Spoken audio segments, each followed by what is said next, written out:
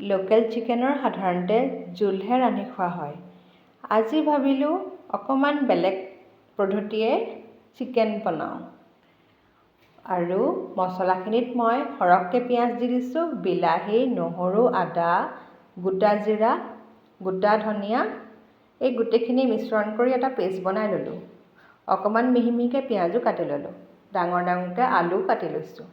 এতিয়া লোকেল চিকেনখিনিও দি সুন্দৰকৈ মছলাখিনিৰ লগত ভাজি লৈছোঁ। আৰু যিহেতু মই কৰ্ণ লৈয়ে আনিছিলোঁ, কৰ্ণো দি দিছোঁ।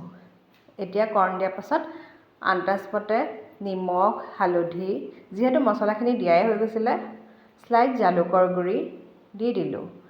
আৰু অকণমান পানী দিয়াৰ পাছত প্ৰায় তিনিটামান হুইচেলৰ পাছত লোকেল চিকেন ৰেডি হৈ গ'ল।